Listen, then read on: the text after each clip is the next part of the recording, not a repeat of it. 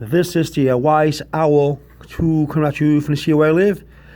For many years, I've been looking for easier ways to remember the periodic table of elements because many years ago, when I first began to study it, I had trouble retaining in memory the chemical symbols and the atomic numbers and the atomic mass and stuff like that. So it took me many years to formulate many ways, not just one, to retain and remember these chemical symbols and atomic number and such and such. To do so, I made many ways, and one way is to use names, people's names, my name, anybody's name, first name, middle initials, or middle name, and last name. It could be anybody. And I noticed that there's a lot of names, not all, but some, are made up completely of chemical symbols. Okay? For example, Bonham, the name Bonham, B-O-N-H-A-M, Bonham. You get the B with atomic number 5. That's for B is for boron, capital B. It's for boron. It's capital B-O-R-O-N.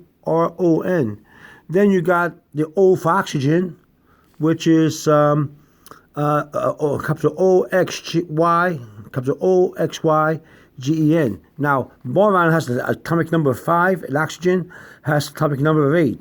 Then we have a new chemical symbol that not too long ago was it was introduced into the periodic table of elements, and that's the element. That's the element's name is Rhenium, capital N-I-H-O-N-I-A-N,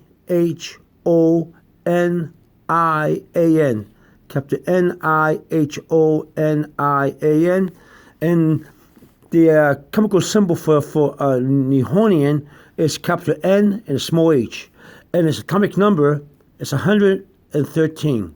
That's right, 113. It's heavy. It's a heavy element, and it's 113, and it was just introduced into the periodic table of elements not too long ago. So if you haven't heard about it, it stands to reason because it's fairly new. Okay, then you got AM, capital A and a small m, for atomic number of 95, and that is for Americium. Americium, capital A-M-E-R-C-I-U-M, Americium. You got it? And there you go, the name Bonham. Then we got the name Moran,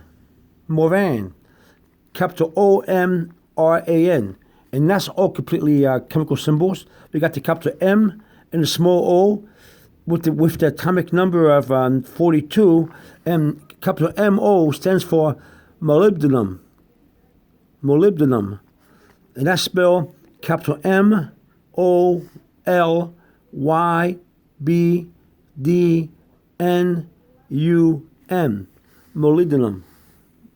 Then we got the capital R and a small a chemical symbol with atomic number of 88, and that's for radium, capital R-A-D-I-U-M, capital R-A-D-I-U-M, okay? And then you got the N, capital N, and an atomic number of 7. Capital N is the chemical symbol for nitrogen, which is spelled capital N-I-T-R-O-G-E-N, okay? Now, when you study the periodic table of elements for the first time, and you just want to study the chemical symbols, when you see my video, just put your hands over the atomic number, and you got the chemical symbols, okay, and vice versa. And you got the numbers here for atomic number, vice versa, okay? In case you're new to the atomic number, the chemical symbol is new to you, and you're just starting out new and studying the periodic table of elements, you can do that. Just study put your hands over the atomic number, and you have all the chemical symbols, M-O, capital R-A, capital N, all right? And then you have the names of these chemical symbols right here. All right? Then we have the name clay. Clay. Capital C-L-A-Y. C is the C, capital C. Capital C is like carbon. That's capital C-A-R-B-O-N. C-A-R-B-O-N. And it's the atomic number is number 6, atomic number. Then we got capital L and the A with atomic number of 57. And capital LA is a chemical symbol for lanthanum. Lanthanum. Capital L-A-N-T-H-A-N-U-M. Then we got Y, capital Y, with the atomic number of 39. 39. Capital Y is a chemical symbol for yttrium. Yttrium. Capital Y, T-T-R-I-U-M. You got yttrium. And that's the name clay.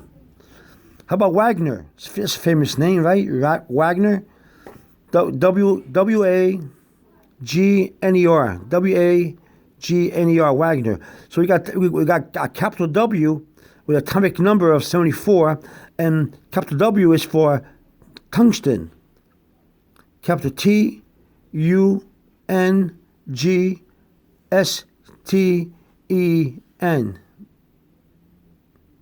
Okay? Capital T-U-N-G-S-T-E-N.